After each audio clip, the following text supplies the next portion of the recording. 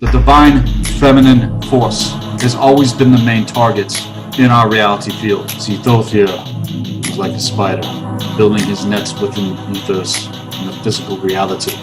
Thought. This is why it is all about our state of mind, everyone, to free herself and her beings and regain the power necessary to bring them all back to the true universal tree of life. For it is the power of the divine feminine force that they fear the most, seated by the divine masculine in context to proper knowledge and wisdom in terms of the higher force. And so once Thoth essentially hijacked the codex, here he planned his attack on the divine love element.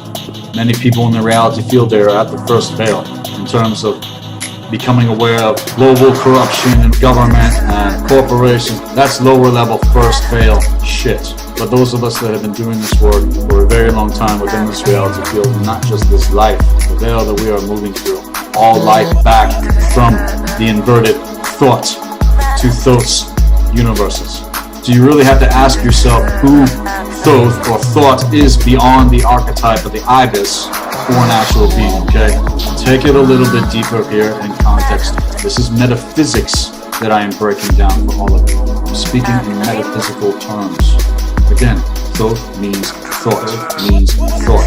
You must become the master of your own thought and emotion. Why is this? Because if you're not, it is Thoth that is going to scathe your ass. These interdimensional thought-formed entities exist. They are not from here, and they must be sealed the fuck out of your energy system. Thoth has allegedly linked Egyptology to Atlantis, to the darker universes, in terms of the Metatronics, where at one time it was not like this. These interdimensionals gifted the Atlanteans the knowledge that was hijacked from Egypt and its control grids in context of the dark universes.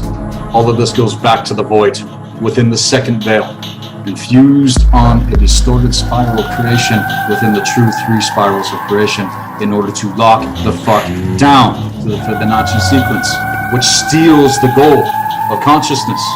Are you hearing anything that I'm saying here? That is why navigating the three spirals of creation and coming to know thyself is so important to everything.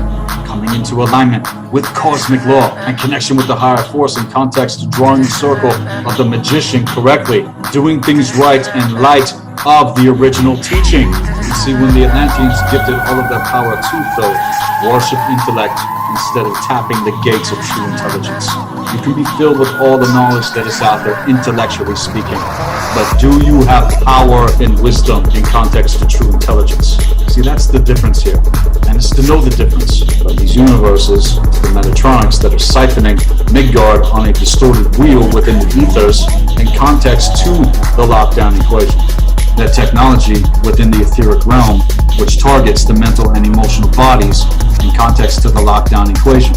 What do you see on the table for the magician? The symbolism. He traded out his potential to master elemental consciousness for the one that you